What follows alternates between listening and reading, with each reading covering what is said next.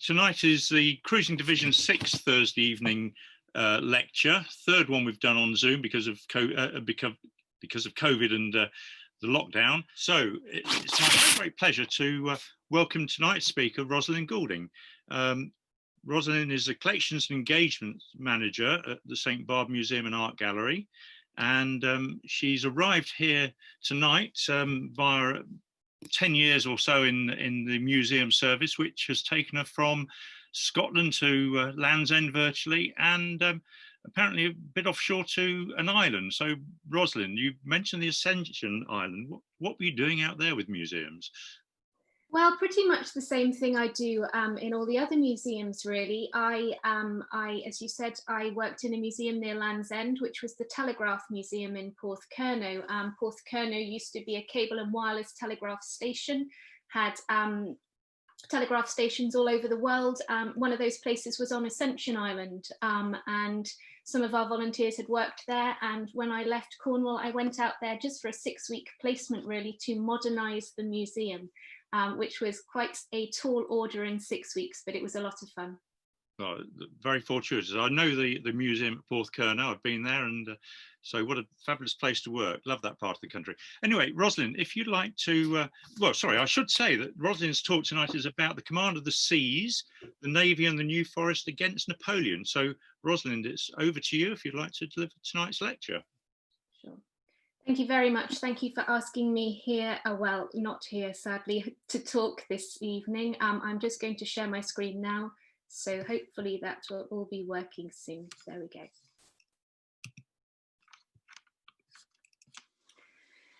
So since William the Conqueror arrived on our shores in 1066, there have been 3 occasions when England was at real threat of invasion.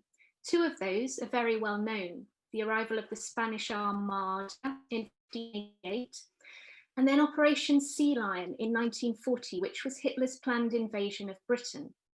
I'm going to talk, though, tonight about the 3rd occasion, which is sandwiched neatly between the other 2 and rather less well known. As some of you might know, this talk has been adapted from an exhibition we held at St. Barbe in the summer of 2019 called Command of the Seas, the Navy and the New Forest against Napoleon. The exhibition was created in partnership with the Milford-on-Sea Historical Records Society and the New Forest National Park Authority, and borrows heavily from research done by both of those organisations, to whom I extend my grateful thanks. In the early 1800s, Napoleon Bonaparte, Emperor of France, had over 150,000 soldiers lined up on the French coast, waiting for boats to take them to England. His plans were thwarted, though, by the might of the British Navy, under the command of a variety of men, of whom the best known is Admiral Lord Nelson. However, a number of local characters, as well as the New Forest itself, also played their part in preventing Napoleon's planned invasion. I've used this slide here because a few of those people were buried in All Saints Churchyard at Milford-on-Sea, and their graves or memorials are still visible today. They are Admiral William Cornwallis, Admiral Robert Mann, and Rear Admiral John Peyton, as well as Captain John Whitby and his wife Teresa. It is well worth a trip up to the church to visit the grave, which is the one you can see there in the picture, refurbished and restored by the Milford-on-Sea Historical Records Society in 2019 to commemorate the bicentenary of the death of William Cornwallis. There was also a new roundel, a small stained glass window put into the church to commemorate Cornwallis and the 2 other admirals. So if you get the chance, do stop by and have a look. So when war broke out between England and revolutionary France in the spring of 1793, there was no immediate threat of French invasion. At that time, Britain relied on the Royal Navy for defence, as any attack would have to come by sea. By 1796, though, French successes started to alter the balance of power. The English government began to repair and reinforce coastal defences, and to raise, train and equip a huge force of volunteers. The first significant naval engagement, the glorious 1st of June, took place in 1794 off the French island of Ushant. Depicted here in this painting by de Lutherbourg, the battle was a tactical victory for the British, who only lost 1,000 men compared to the 7,000 French who died. A number of minor skirmishes followed until June 1795, when a large battle took place off Groix in France. The British squadron, under Admiral William Cornwallis, was caught cruising near Brest, the French port, by a much larger French fleet. Cornwallis was forced to retreat with the French in pursuit. Over the course of the 30-hour engagement, the French and British ships exchanged fire until the evening of the 17th of June, when, believing sails on the horizon to be British reinforcements, the French fleet stood aside. Although it's generally called Cornwallis's retreat, it's counted as a British victory and has been called by historians one of the finest displays of united courage and coolness to be found in our naval history. Cornwallis received the thanks of both Houses of Parliament for his brilliant repulse of a fleet 4 times superior in force. The retreat was celebrated at the time and depicted by a number of contemporary artists, such as William Anderson, who produced the aquatint you're looking at on the screen now. But to come out of our story for a little while, let's have a look at William Cornwallis, the first of our local characters. You can see him on screen in this etching by Charles Warren. One of England's most celebrated sailors, Cornwallis was born in February 1744 and joined the Navy in 1755 at the age of just 11 years old. By 1799, he'd risen to the rank of Admiral. He was appointed Admiral of the Red in 1805 and Vice Admiral of the United Kingdom in 1814.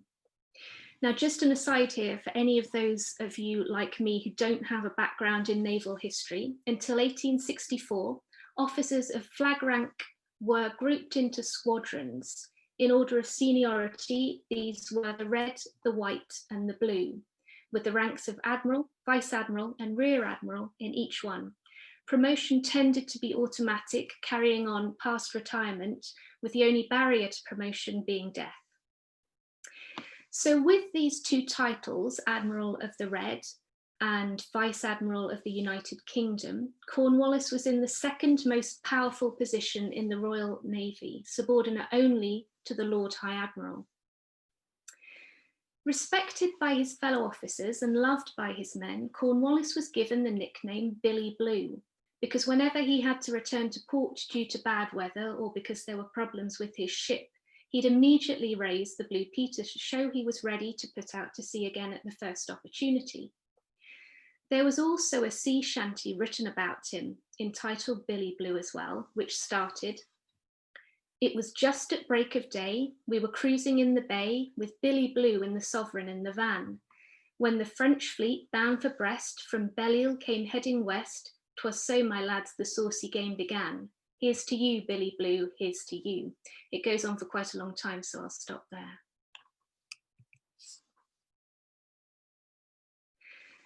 Now, Cornwallis was acknowledged as a brilliant seaman and a strategist of considerable genius, but after spending 25 of his 51 years of service fighting the French, he finally retired in 1806 and came to live at Newlands Manor in Milford, which you can see on your screens at the moment when it was photographed here in its heyday. He'd rented the property since 1800 and bought it in 1802. You probably know that while the manor still exists, it's no longer a single residence. It's been divided up into flats, all privately owned, and is quite hard to get into to see nowadays. So despite his achievements, Cornwallis's reputation, especially in posterity, never came close to rivaling that of his friend and contemporary, Lord Nelson. Perhaps this was because he was a modest man who shunned publicity and public honours. No portrait was ever painted of him as an admiral, and he asked to be buried in an unmarked grave. After his death in 1819, he faded into obscurity, his achievements largely unrecorded, as was his wish. Back in the Revolutionary Wars, another engagement took place shortly after Groix in July 1795, when the French Atlantic Fleet was discovered by a British squadron under Captain Nelson. On the 13th of July, after a short battle off the Yare Islands, the French ship Alcide was forced to surrender. This battle gives us the opportunity to introduce our second local character, Robert Mann, shown here in this portrait by John Francis Rigaud. One of the captains at the Battle of the Yare Islands, Mann was in charge of the 100-gun Victory, which of course went on to become Nelson's flagship. And he was one of the few that got close enough to engage during the action. In fact, he got so close that Victory was severely damaged during the battle. Born in 1745, Mann first went to sea in 1758, serving in 4 ships, all commanded by his father, also somewhat unhelpfully called Robert Mann. The 4th of those ships was the frigate Milford, which engaged a French privateer in March 1762, which saw the younger Mann receive a musket ball in the neck. Fortunately, he survived the wound, unlike his father, who was hit in the thigh by a 6-pound cannonball and died in agony some hours later.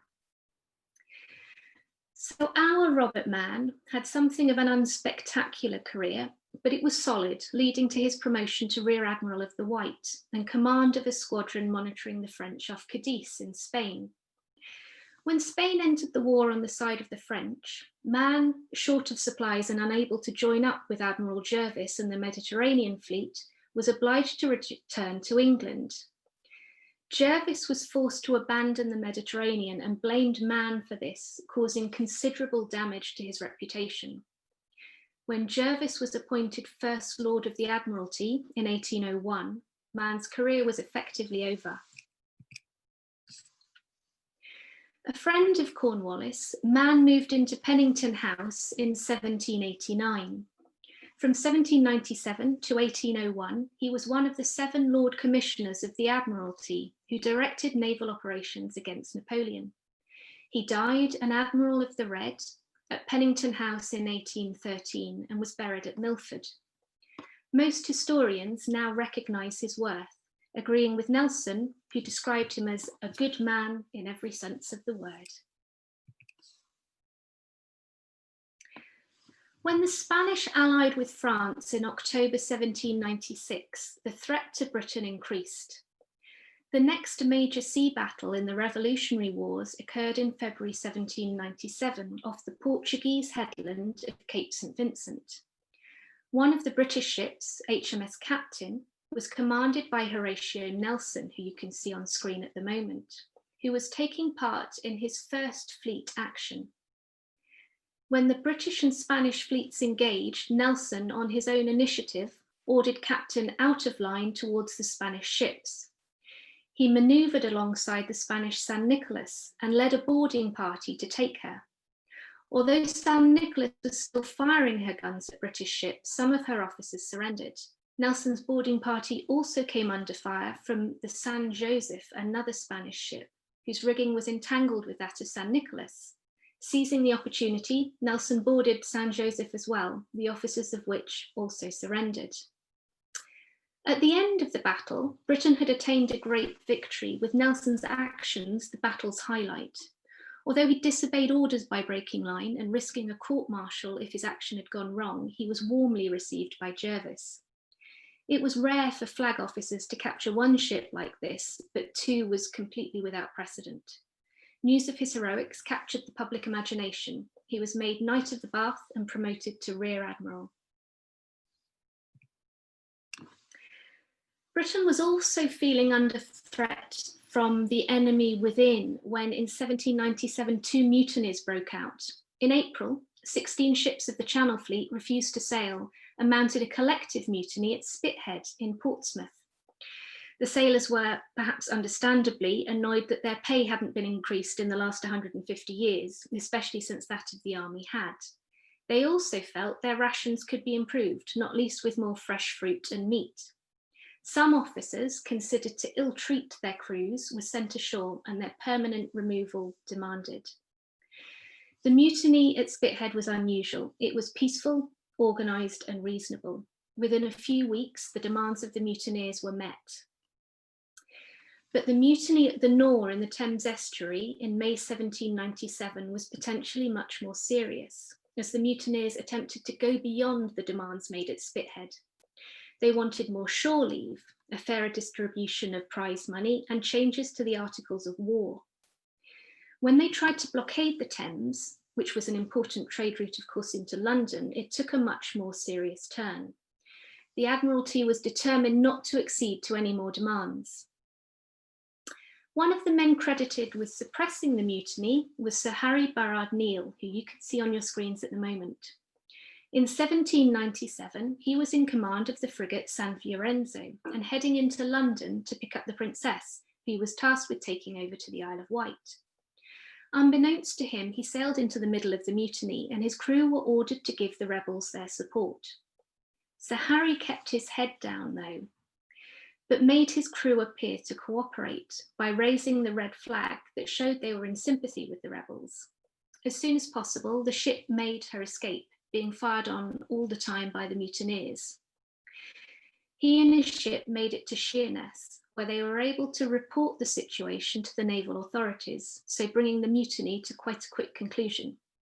The leader of the mutiny and all of his fellow mutineers were executed.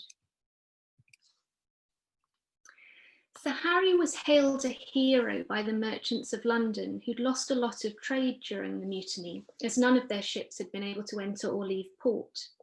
This drum on screen at the moment, which is said to have come from the San Fiorenzo and was used to beat the quarters, a signal for the crew to man their stations, has become a relic of the mutiny. It's usually on display in the National Maritime Museum, but is actually owned by Lymington and Pennington Town Council. It bears the Hanoverian coat of arms and its colours are still amazingly bright if you consider its age and its life experiences. It was eventually presented to the Borough of Lymington by one of Neale's descendants. But Sir Harry himself, as most of you will know, is another of our local characters. Harry Burrard was born in 1765 at Walhampton House, which you can see now. He joined the Royal Navy as a midshipman, aged 13, in 1778, which was the start of a pretty impressive career.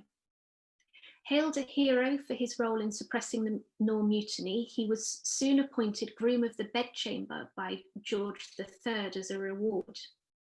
He and the King became friends, with George III visiting Sir Harry at Walhampton House on at least 2 occasions in the early 1800s. Sir Harry was promoted to Rear Admiral of the Blue in 1810, Rear Admiral of the White in 1812, and Rear Admiral of the Red in 1813, before becoming Vice Admiral of the Blue in 1814. He served as Commander-in-Chief of the Mediterranean Fleet from 1823 to 1826, and was finally promoted to Admiral in 1830. He died at Brighton in 1840 and is buried in St Thomas's Church in the Burrard Vault. Once the mutineers had been dealt with, Britain was soon to face a far greater foe, Napoleon Bonaparte, then commander of the French army, shown here in one of the typically heroic poses he favoured, crossing St Bernard's Pass in the Alps. On the 21st of July, 1798, Napoleon won the Battle of the Pyramids, capturing Cairo and conquering Egypt, in an attempt to strike at British trade routes with India. But his success was soon to be followed by defeat.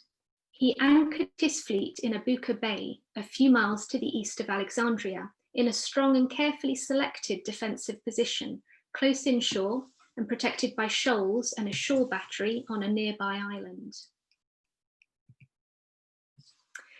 The Battle of the Nile began at dusk on the 1st of August, 1798. Nelson, commanding 14 battleships, divided his fleet into 2 groups. One group sailed along the outside of the French line, while the other snaked through a narrow gap between the foremost French ship and the shore. The French were caught napping and were attacked from close quarters on both sides simultaneously in a wildly unorthodox but effective manoeuvre. The firing began around 6:30 in the evening, and by the time the French flagship L'Orient blew up at 10 p.m, 6 other French battleships had surrendered. The moment of the explosion of Lorient has been captured in this rather wonderful painting by de Loutherbourg that you can see on your screens at the moment. So this action resulted in a decisive British victory, with only 2 French ships escaping destruction or capture. Crucially, the battle also secured British control of the Mediterranean and was one of Nelson's greatest victories, rightly establishing his reputation as the most celebrated naval man of his day. In honour of the battle, Alexander Davison, a close friend of Nelson's, had a series of medals struck and presented to all who took part in the action. Gold medals were given to Nelson and his captains, silver to lieutenants and warrant officers, gilt metal to petty officers, and copper to seamen and marines. Nelson called those captains who'd fought under his command at the Battle of the Nile his band of brothers. He wrote of them, "Such a gallant set of fellows, such a band of brothers. My heart swells at the thought of them." One of those captains, and our 4th local character, was John Peyton. Shown on screen is the gold medal he was awarded for his role in the Battle of the Nile. The medal can usually be seen at the Museum of the Royal Navy in Portsmouth, or at least it can be once we're out of lockdown. John Peyton was also born into a naval family in 1752. His grandfather, father, and 2 of his brothers all reached the rank of flag officer, commodore, or above. But John was the most distinguished of all his family. By the time of the Battle of the Nile, he'd risen to the position of captain and was in command of the 74-gun defence. A letter he wrote to his wife, Susanna, who you can see on the right of your screens, on the 13th of August, 1798, is one of the few contemporary accounts of the battle that survives. He writes, "The more I think of our victory and its consequences, the more I'm gratified. And if Bonaparte should fail in his expedition, which we here flatter ourselves he may, I believe peace not very far distant." He concludes, "I find myself a much stouter man since the action. Another such would make me a fine young fellow." Peyton had been struggling with ill health during the Battle of the Nile, but his ship Defence was still able to engage with the slightly larger French ship Franklin, taking the surrender after a 4-hour duel. He reckoned his share of the prize money from the battle would be £2,000, which is about £90,000 in today's money, and not too bad for a few days' work. Forced to return home after the battle due to ill health, Peyton retired to Priestland's house in Pennington, now of course a school, which he had bought in 1800. In 1804, he was given command of the Sea Fencibles, defending the coast from Calshot to Swanage, rising to Rear Admiral of the Red in 1805. He died in 1809 on the 11th anniversary of the Battle of the Nile. His wife erected a plaque to his memory, which is still visible today at All Saints Church in Milford, so another reason to visit. When, in 1799, General Napoleon Bonaparte seized power in France, he soon made his intentions clear, declaring, "Let us concentrate all our efforts on the navy and annihilate England. That done, Europe is at our feet." The task of defending Britain and Ireland fell to the Royal Navy's squadron of warships, known as the Channel Fleet. One of the principal ways the fleet defended the Channel was by naval blockade. The key was Brest, a port on the northwest tip of France, vital to French naval interests, shown on the map here, almost directly south of Plymouth. It provided access to the Bay of Biscay as well as the North Atlantic, and also offered an avenue of attack against British shipping lanes. In 1801, William Cornwallis was Commander-in-Chief of the Channel Fleet. He sailed with his fleet to station off Brest. His goal was to blockade and raid coastal shipping in order to cripple the French economy and the French Navy, both of which relied on foreign supplies. Cornwallis also assigned a squadron to watch the ports of Lorient and Rochefort. This stretched at times to covering the port at Ferrol in Spain as well. Cornwallis's blockade of Brest was a great success, and one for which he received much acclaim at the time. It contained the French fleet for the duration of the Napoleonic War, preventing Napoleon's invasion force crossing the Channel and confirming the Royal Navy as masters of the sea. It also secured Cornwallis's reputation as one of the greatest admirals of his day, and many cartoons, like this one you can see now, were published celebrating his actions and mocking the efforts of Napoleon.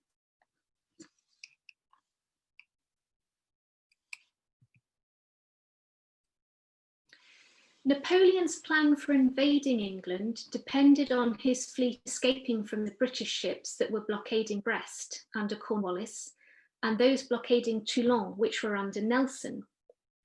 Cornwallis would have no doubt had in mind that Napoleon would make his great play in the summer of 1805 and invade Britain. But Cornwallis's blockade of Brest and the other French ports held. Napoleon was left standing on the cliffs of Boulogne with an army of 165,000 men. On the 26th of August, 1805, the invasion force broke camp, never to return. But the Toulon fleet evaded Nelson and sailed for the West Indies with Nelson in pursuit, joining with a Spanish fleet on their return. This combined fleet numbered 33 ships of the line. Cornwallis, acting on his own initiative, released most of his ships from the blockade of Brest to reinforce Nelson. Nelson's fleet now numbered 27, which was still significantly fewer than the combined French-Spanish fleet. Despite this, he planned to send his ships in 2 columns to break the French-Spanish line. This was a risky maneuver. His ships were vulnerable to enemy fire and unable to bring their guns to bear until they succeeded in breaking the line. But, as we've talked about previously, he'd used it successfully at Cape St. Vincent. The fleets met just off Cape Trafalgar in Spain, shown here towards the bottom of the map. The Battle of Trafalgar commenced at 11:50 a.m. on the 21st of October 1805, with the French firing the first shots. Despite their smaller fleet, the British had the advantage, thanks mostly to Nelson's strategic pre-planning and the fact that his men were better trained in delivering rapid, accurate gunnery. When firing finally ceased at 5:30 that evening, 17 enemy ships had been captured and another was a blazing wreck. 4 managed to escape but were captured a few weeks later, and 11 managed to struggle back to Cadiz. But the cost of the battle was high. A total of 449 British sailors were killed and 1,217 were wounded. French and Spanish losses were much heavier.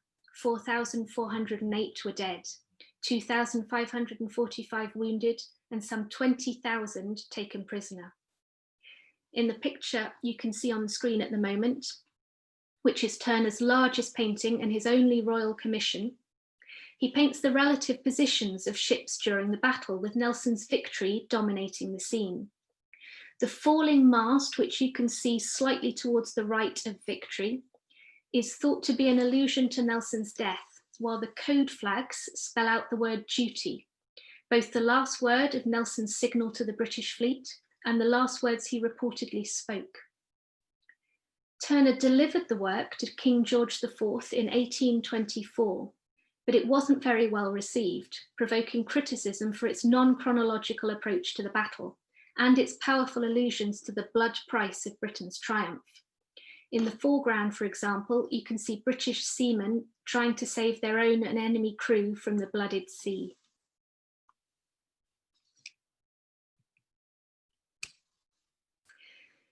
Nelson's tactic had paid off, with Britain winning a significant victory and Napoleon no longer able to rely on his navy.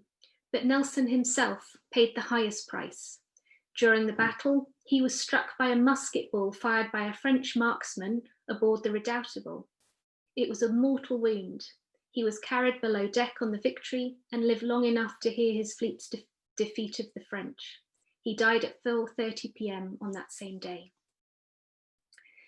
Now, when the news of Lord Nelson's death at Trafalgar reached the Admiralty, Admiral Cornwallis sent his flag captain John Whitby to give the news to Lady Hamilton, who was Nelson's mistress, introducing us to our final local characters.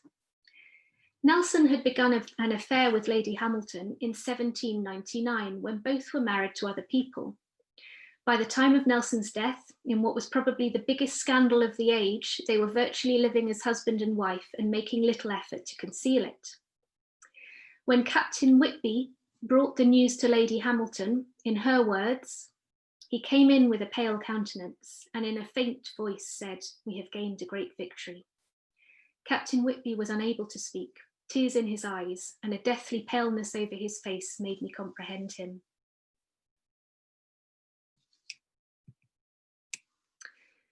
John Whitby had joined the Crown, which was the 64-gun flagship of Commodore Cornwallis, in 1788, just 10 days after his 14th birthday.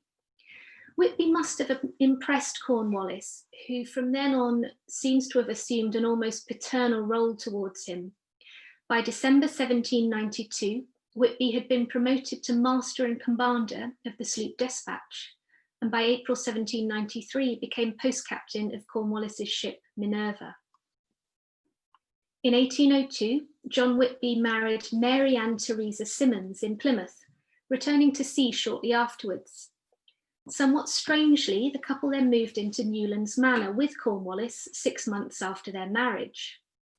Whitby returned to Milford in March 1806, his long years at sea having resulted in physical and mental exhaustion. He wrote his will on the 4th of April, leaving everything firstly to his wife and then to his daughter, and died 3 days later. Had he lived another 4 years, in accordance with the system of automatic promotion, he would have achieved the rank of Rear Admiral by the very young age of 35.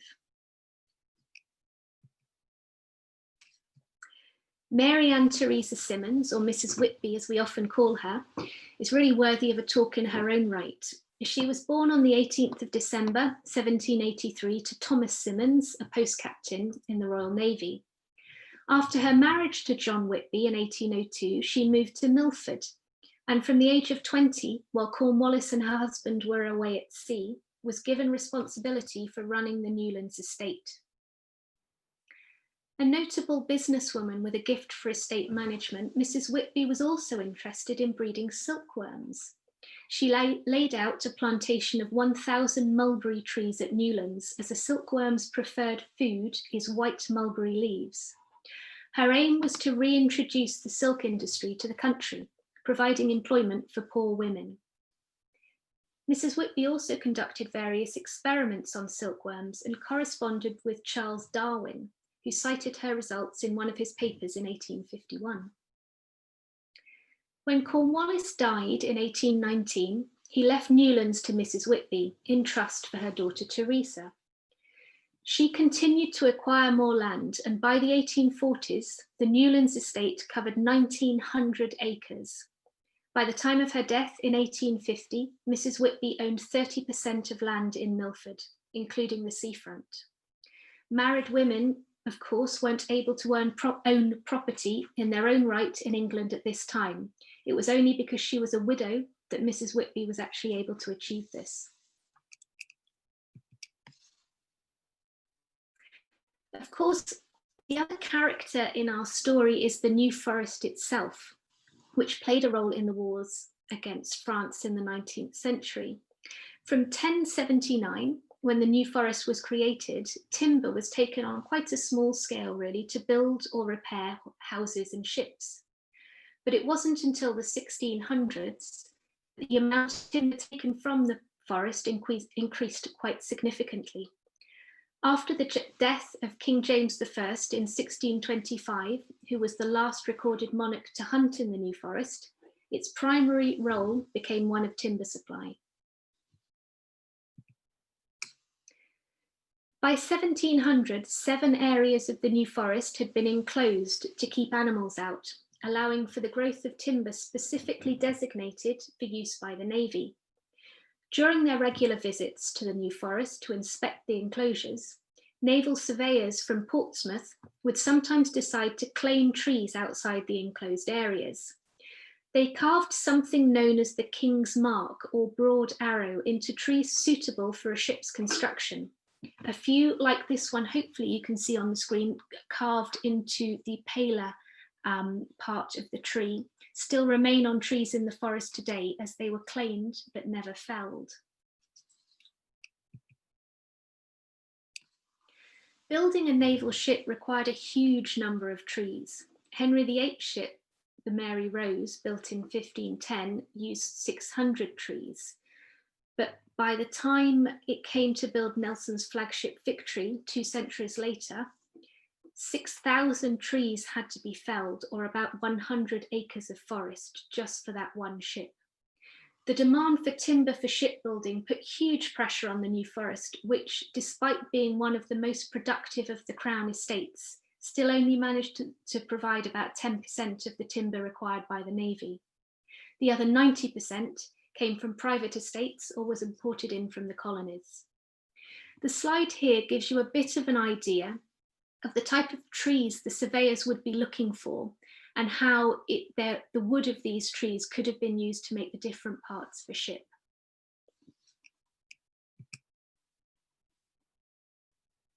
The New Forest was also home to a number of shipyards. The first record of a ship built within the New Forest was the 50-gun Salisbury, built by Richard and James Herring at Baileyshard on the Beaulieu River. Then, in 1743, established shipbuilders Wyatt & Co. opened a yard at Buckleshard, and the following year, Moody Janvrin was asked by the Admiralty to create a shipyard at Leap.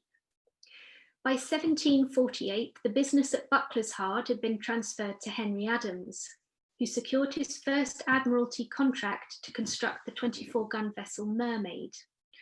Although looking particularly doleful in this portrait, Adams had a successful career as a master shipbuilder, remaining at Buckleshard until his death in 1805.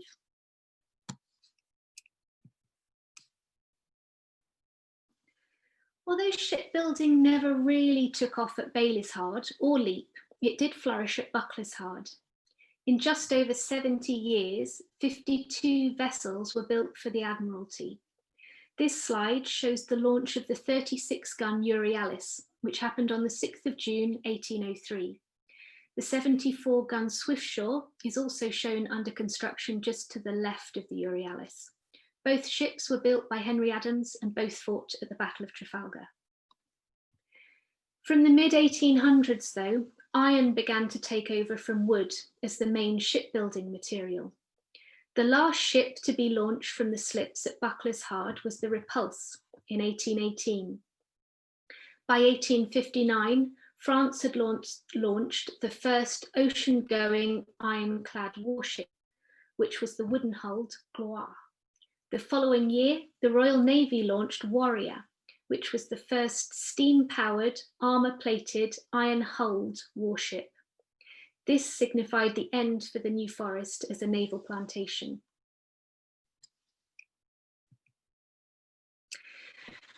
So we've rather whizzed our way through the Revolutionary and Napoleonic Wars there. Although we stopped at the Battle of Trafalgar in 1805, which was the final decisive fleet action of the conflict, the wars themselves were to continue for another 10 years, with Napoleon winning substantial victories on land until his final defeat at Waterloo in 1815. I hope though that I've given you a bit of a flavour of that period and the impact of some of the local characters during those tumultuous times.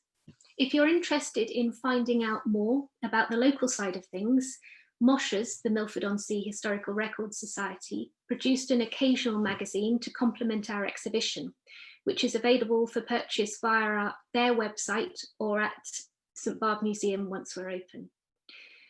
We also produced what you can see on screen now, which was a heritage trail, marking some of the many naval links in this area during the time of the Revolutionary and Napoleonic Wars.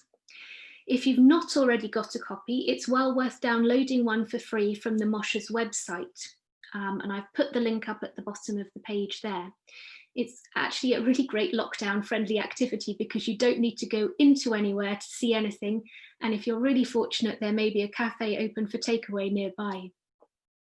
Or you can pick up a physical copy, hopefully from the museum again, once we're up and running. So I think that's all from me for now, until and unless you have any questions. Rosalyn, thank you very much for that. Very interesting talk. Right, now, you've got a big audience here, so if there are any questions... Rosalyn, that was totally fascinating, and thank you so much. And what a depth of research you've done. I don't think you mentioned the Battle of Camperdown. I just wanted, as a good Scot, to mention the fact that Admiral Duncan defeated the Dutch and had his share in that golden age of naval victories, which was very important at the time, and half his ships were mutinous. And that's basically my little Scottish contribution to the history of the period. Thank you, Rosalyn. Thank you very much, Kit. Yes, I am sure there are so many things I've left out. My knowledge of naval history sort of began and ended with that exhibition. So I took on board information for the exhibition, and I'm afraid I've almost completely shed it since then. So I am slightly trepidatious about any questions that might come in, but if I can Google them quickly enough, I might get an answer. Is there any record of trees in the New Forest and surrounding areas bearing the broad arrow mark? Yes, if you pick up a copy of the Admiral's Heritage Trail, it gives you either one or two of those trees, and it gives you the I think it's the GPS coordinates telling you how to find them. Mm. So if you either download it, or, as I said, once we're up and running again, come into the museum, you should be able to find them. Having said that, my parents moaned horribly at me because they took my niece and nephews there and couldn't find one, but I told them that was their fault and not the fault of the trail. So there are only two trees? No, there are only two that we've got on our trail. There could be many more, and so, but it might be a bit of a luck of the draw if you find one or not. Frivolous question, Rosalyn, but many congratulations both for the exhibition, which whetted my interest in this particular subject, the local worthies in the Royal Navy. So, if you were the owner of Priestlands Manor, and you were also responsible for defending the shoreline from Calshot, I think you said, to Weymouth, did this save you a journey to work? Did you not bother to go to Portsmouth, or were there any practical implications? Otherwise, presumably you would be the post chase to Portsmouth to join your ship. Yeah, and it's really hard to tell. One of the strangest things we found, and something that we never managed to find an answer to, or at least I didn't, there could be more information in the local history book that Mosh has produced, is why so many naval people ended up here. It's relatively convenient for us today because we can just get in a car or a train and get to Portsmouth. But back then it wasn't that easy to get there. So they seem to have chosen this area to live in. And we're not entirely sure why. Some of you may be more sure than we are. So I don't know if I think it was then who, or man, was able to organise operations from here, or whether he had to go into Portsmouth. I would have thought he could have organised things from here, but that is just a guess. Just two quick points. I and other people have been trying to find the grave of Burrard Neal in our church here in St Thomas's, and there's no record of it, unfortunately. There's a very beautiful plaque on the left-hand side of the altar, which is cleaned up as part of the Burrard Neal celebrations. But that's about all there is.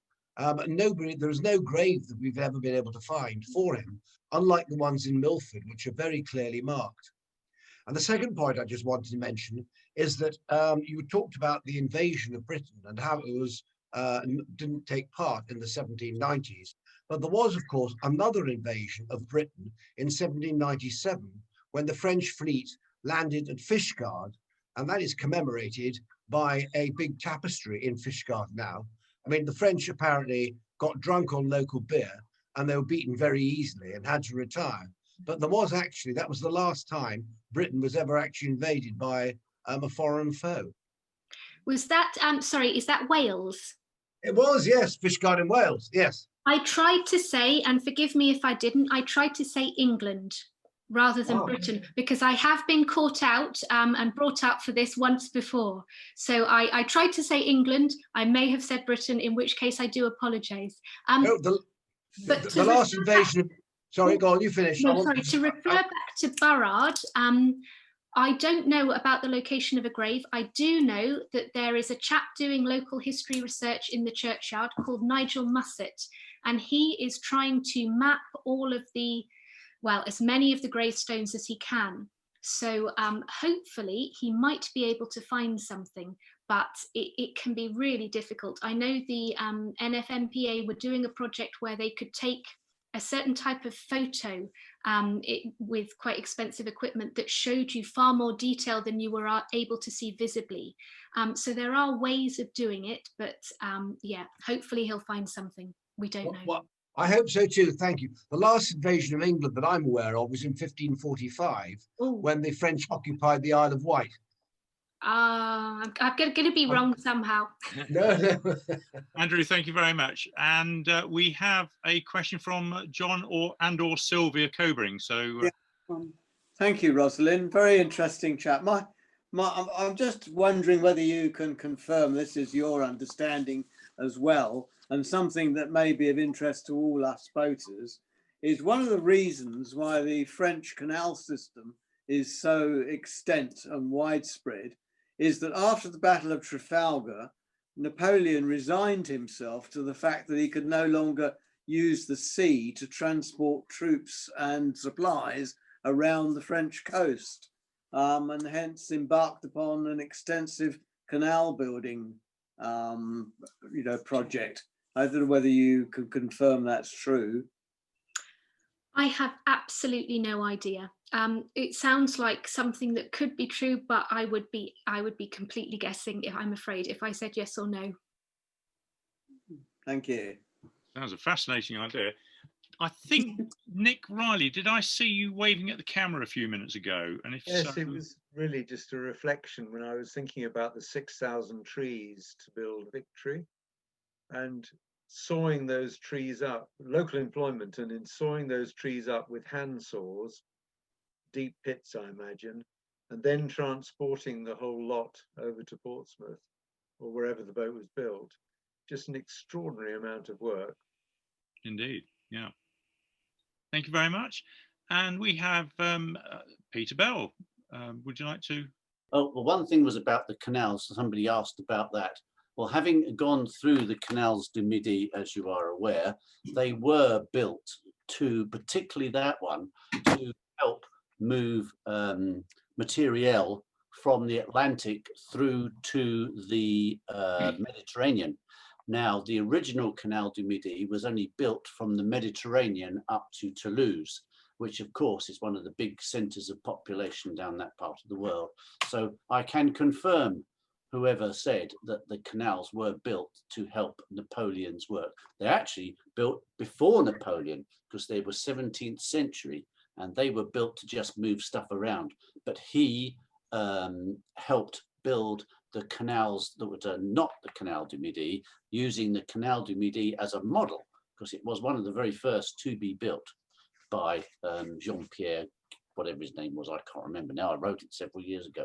But the question I wanted to ask was, you showed the mark of the king being an arrow like this, and it reminded me of a very similar mark, which was the old War Department mark during the Second World War, and obviously before that. And I wondered if that was a direct derivation of the old 16th, 17th century mark going into contemporary history. I know that it was used previously by the Ordnance Survey, so not their current logo, but an earlier Ordnance Survey logo. That's a benchmark. Their mark was that with a thingamajig across the top, which was establishing datum levels throughout the country. Okay. Then I don't know. I hadn't heard that it was used by the War Department, I'm afraid. So yeah. Yeah, it was a way of establishing that it was owned by the War Department. They'd have that they'd have that arrow like that, with a top, with the benchmark across the top, as not always with the horizontal line on the top, but there was, and it just amused me that there's this mark from the 17th, 18th century, and we're still using it in the Second World War. I wondered. Yeah, I'm sorry, I don't know that one either. Okay, fair enough. Okay, Peter, thank you very much. And we have, I believe, a question from David Thomas. David, I've unmuted you. You there? Thank you, Rosalyn. Very interesting talk. I just wanted to ask you, have you any idea how long it actually took from the time that it was decided to build a ship, from the time that the thing was launched at, say, Buckler's Hard? And then was it rigged and gunned up in Buckler's Hard, or was it taken somewhere else to be fully equipped before it was ready to hand over to the Navy? I'm not sure how long it took. I'm just seeing if I can find anything for you now. I don't believe that they were kitted out with the guns at Buckler's Hard. I think that happened in the naval shipyards, but I am not fully sure. And someone, I think, is waving their hand as if they've got a better answer to the question than me. So it might be sensible to get them to answer it. Oh, that's John Covering again. Hello, John. Yeah, I keep cropping up like a bad penny. Stephen, I understand, and I'd be interested to know whether anybody else can confirm this, that the hulls were constructed in Buckler's Hard, but that they were then towed around to Portsmouth to have masts fitted, rigging, and all the other bits and bobs, cannons fitted to the vessels. Right, thank you. Okay. That's my understanding as well, but it is based on a vague memory of being at Buckler's Hard. Okay, and we have Chris Knox waving at the camera. Chris, I think you're unmuted. Thank you very much. Just to say that I can confirm that the hulls were completed and launched at Buckler's Hard, floated down on the ebb tide, and then taken on the flood up to Portsmouth for fitting out. But that wasn't really what I wanted to make a comment about. It's still on Buckler's Hard.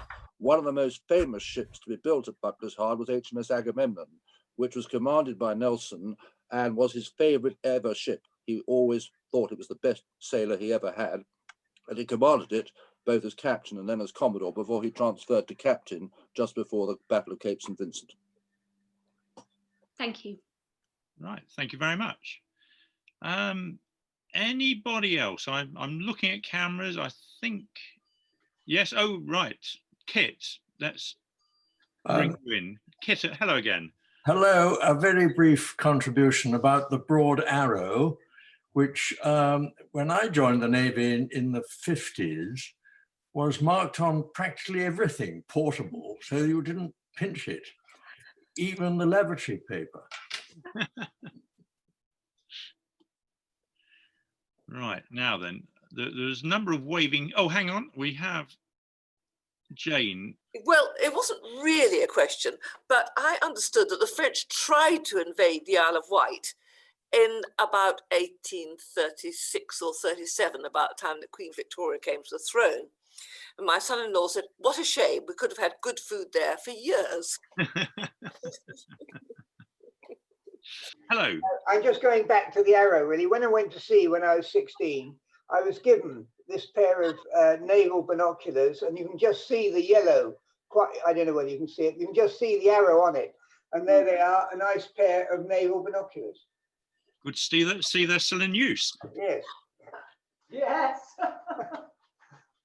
And Stephen Crates, are you trying to contact me? Yes, hello. Yeah, quick question about, you said there was shipbuilding at Leap, and I know, I mean, I've walked along Leap's foreshore many times, not seen it. Is there anything left of shipbuilding at Leap? I know the dolphins and there was a lot of Second World War activity along there, but I've never seen any shipbuilding. I don't think anything remains of it, but we have got it on the trail, and there's a tiny little bit of information about the shipbuilding that went on there, but I don't think there's anything extant. Yes, I just wanted to help out Kit. The reason for the arrow on the toilet paper was to tell you which way to use it. Yeah, I just wanted to add in a little bit about fitting out of ships. Many years ago, I went round Chatham Dockyard, which is now a museum. And when you see the foundry and the rope walk that they had, which was about it's enormous, and there's no way anything like that exists in Buckler's Hard. There's no foundry there that I'm aware of, and there's certainly no 1 kilometre long rope walk, which you would need for all the rigging. I suspect that's probably somewhere in Portsmouth Dockyard, but I've never seen it there. But you know, you need an awful lot of and saw pits. That was the other thing that you needed. You need an awful lot of stuff to actually build and fit out a ship of the 19th century, and it just doesn't exist in Buckler's Hard. Peter, thank you very much. I think we have a question from Brian May. In Lymington, there is a place just outside on the way to Brockenhurst called Rope Hill. And that's where I was led to believe that the ropes were made. And I went to the school there, and it has a very steep hill there, where, of course, they had to turn the ropes in order to create the circular motion of the hemp and put them together. And they used the hill and gravity in order to be able to do that. And that's where it was done here. Thank you. Yes. Any other contributions? Rosalyn, firstly, I'd like to, oh, sorry, there is another question, but I'm just going to say this bit because I'd like to thank you on behalf of the Royal Lymington Yacht Club for a very interesting talk. I mean, you've got a very engaged audience. I was a bit concerned when there weren't any questions straight away, but they've certainly made up for it since. So thank you very much indeed for delivering such a wonderful lecture. We will unmute it, and I'm sure there'll be a few more questions in a minute, but in the meantime, I'm going to unmute everybody, and if you'd like to show your appreciation. Very good. Well done.